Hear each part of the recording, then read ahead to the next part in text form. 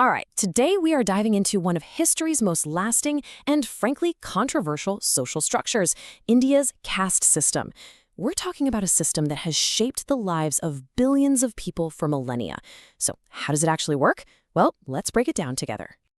To really get a handle on this, let's just start with a massive question. I mean, think about it. How do you even begin to organize a society of more than 1.4 billion people? That's the mind-boggling reality in India today, and it really puts the sheer scale of what we're talking about into perspective. For thousands of years, the answer to that question was this incredibly unique and deeply woven social blueprint, the caste system. It wasn't just some abstract idea, it was a fundamental organizing principle that defined just about everything: a person's job, who they could marry, even their day-to-day interactions. Okay, so let's get right into that blueprint.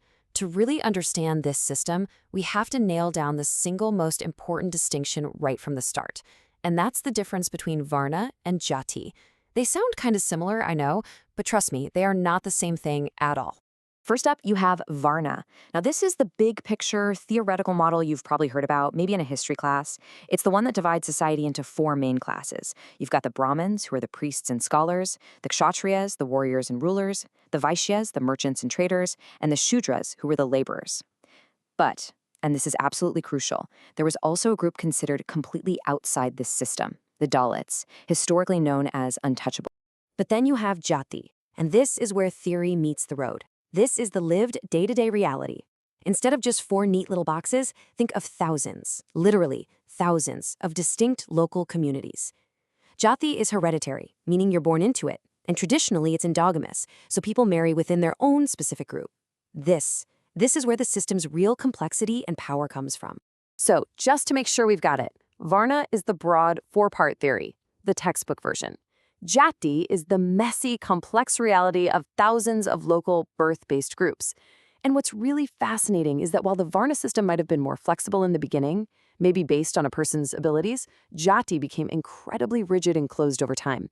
In fact, some scholars argue this whole process was put on steroids when British colonial administrators showed up and tried to neatly categorize everybody for their census reports. So you have to wonder, what was the philosophical engine that kept this whole thing running for centuries? I mean, what was the logic that led people to accept their place in such an intricate hierarchy? Well, it all came down to a really powerful combination of three core beliefs. It really works like a cycle, see? First, you have dharma. That's your sacred duty. The idea is that every single person has to fulfill the duties tied to their caste. If you do your dharma well, you generate good karma, the cosmic law of cause and effect. And finally, all that karma you've built up is what decides your position in the next life through rebirth. The logic was pretty straightforward. Do your duty without complaint in this life, and maybe, just maybe, you could be born into a better one next time around. But what was the point of it all? What was the end game? Well, the ultimate spiritual goal was moksha, liberation. It was this dream of finally breaking free from that endless cycle of birth, death, and rebirth. And the path to get there? The only path was seen as faithfully following your dharma. Okay, so that's the philosophy. But how did these big ideas actually play out in the real world, in village life? Let's take a look at how the system really functioned in practice, shaping both the economy and the local power structures. Right at the heart of the traditional village economy, you had something called the Jajmani system. You can think of it like a web of hereditary patronage. You had the higher caste landowners, the Jajmans, and they provided grain and other goods. In return, the lower caste families, the Kamens, provided their specialized services, as barbers, potters, blacksmiths, you name it. It was a system of mutual obligation, though, let's be clear, a deeply unequal one, that kept the whole village running like a self-sufficient unit. But power wasn't just about ritual purity or who was at the top of the spiritual pyramid. This is where the sociologist M.N. Srinivas gave us a super important idea: the dominant caste. This is a Jati, a local group, that holds the real power in an area, not necessarily because of its high rank, but because of its sheer numbers, its control over the land, and its political muscle.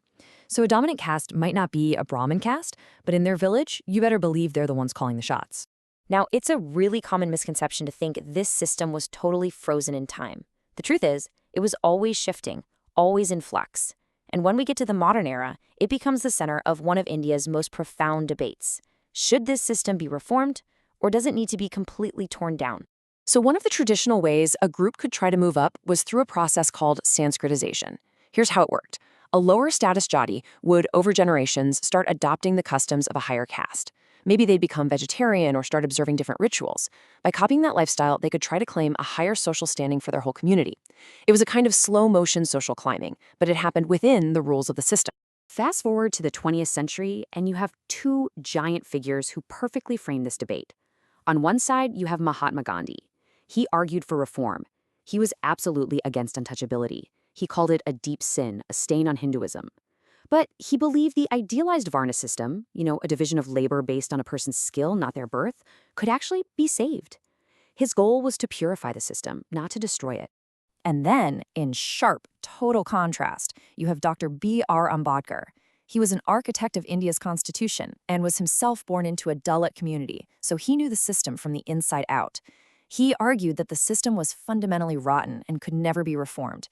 He famously said that caste wasn't a division of labor, it was a division of laborers, a system designed specifically to stratify and oppress people forever. His call was for nothing less than the complete annihilation of caste. And that, right there, brings us to the central question that still echoes across India today. Can a social blueprint that has structured a civilization for millennia actually be reformed to fit the modern world? Or is its very foundation just incompatible with today's principles of equality and liberty? This is the debate that continues to shape modern India, from its politics to its deepest social fault lines.